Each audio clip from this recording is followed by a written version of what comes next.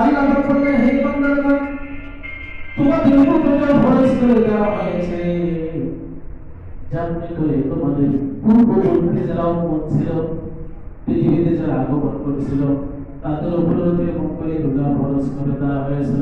বলে সুবহানাল্লাহ।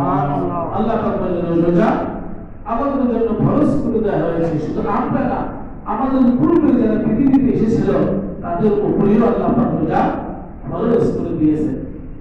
রোজা, রমাদান, জাহাজটা আমাদের সামনে আছে হাজির। রমাদান, রমজান, আরবিতে যেটাকে বলা হয় রমাদান, এই রমাদান, এই কথাটা যদি আমরা ব্যাখ্যা করি, আল্লাহ পাক এখানে কি গুরুত্বপূর্ণ আলোচনা করছেন। একজন রোজাদার ব্যক্তির জন্য আল্লাহ পাক কি পুরস্কার এখানে নিহিত করেছেন, একটু ব্যাখ্যা করলে আমরা বিষয়টা বুঝতে পারি।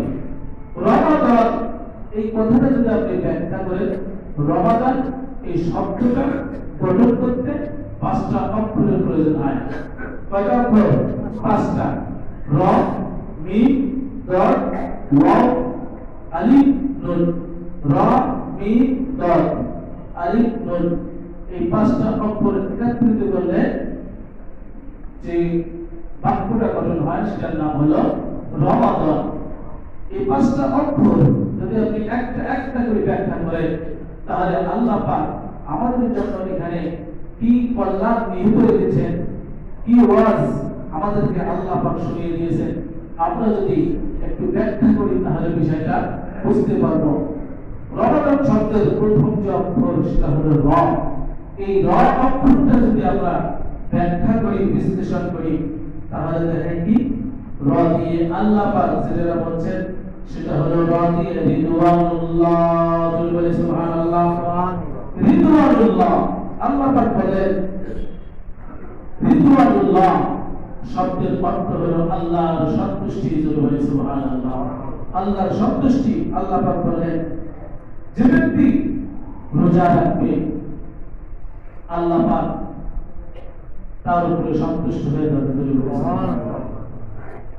রকে যদি ব্যাখ্যা করা যায় তাহলে যে উত্তরটা আসে সেটা হলো রিদওয়ানুল্লাহ, অর্থাৎ আল্লাহর সন্তুষ্টি। যে ব্যক্তি রমজান মাসে রোজা রাখবে আল্লাহ পাক তার উপরে পরিপূর্ণ সন্তুষ্ট হয়ে যাবে। বলে সুবহানাল্লাহ।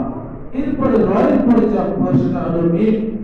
মিম দিয়ে যদি আমরা ব্যাখ্যা করি, আল্লাহ রাব্বুল আলামিন বলেন মাগফিরাতুল্লাহ, অর্থাৎ আল্লাহর ক্ষমা। বলে সুবহানাল্লাহ। মিম দিয়ে যদি ব্যাখ্যা করেন তাহলে যেটা আসে মাগফিরাতুল্লাহ, অর্থাৎ আল্লাহর ক্ষমা। যে ব্যক্তি রমজান মাসে রোজা রাখবে আল্লাহ পাক তাকে পরিপূর্ণ ক্ষমাশীল যারা রয়েছে তাদের তালিকাভুক্ত করে নেবে। বলে সুবহানাল্লাহ। এরপরে যে অক্ষরটা আসে সেটা হলো আলিফ। এরপরে যে অক্ষর আসে সেটা হলো দত। দত দিয়ে যদি আমরা ব্যাখ্যা করি তাহলে আল্লাহ পাক বলেন জিম্মাতুল্লাহ, অর্থাৎ আল্লাহর জিম্মা। যে ব্যক্তি রমজান মাসে রোজা রাখবে সে ব্যক্তি আল্লাহর জিম্মায় চলে যাবে। বলে সুবহানাল্লাহ।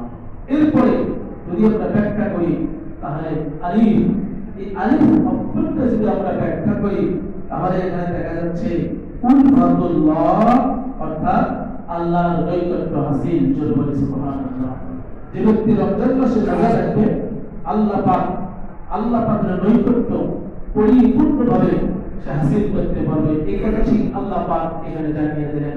এরপরে সর্বশেষ যে অক্ষর সেটা হলো নূর।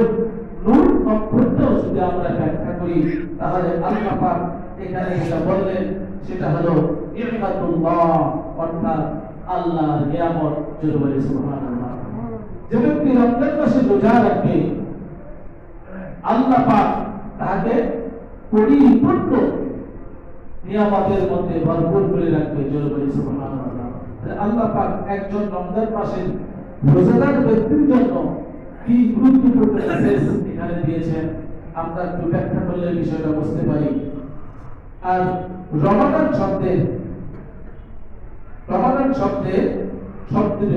শব্দ যেটা সেটার মূলত যেটা অর্থ সেটা হলো জ্বালানো পোড়ানো, অর্থাৎ জ্বালিয়ে পুড়িয়ে ছাই করে দেয় যে কথাটা, সেই কথাটার অর্থ হলো রমাদান।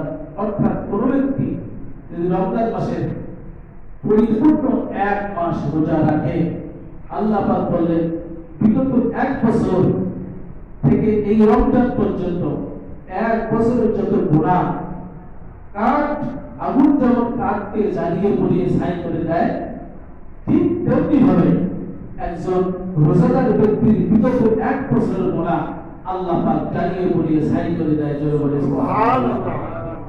তাহলে রমজান এত বড় একটা গুরুত্বপূর্ণ বিষয়, যাহা ফরজ ইবাদত আমাদের সামনে এসে হাজির হয়ে গিয়েছে।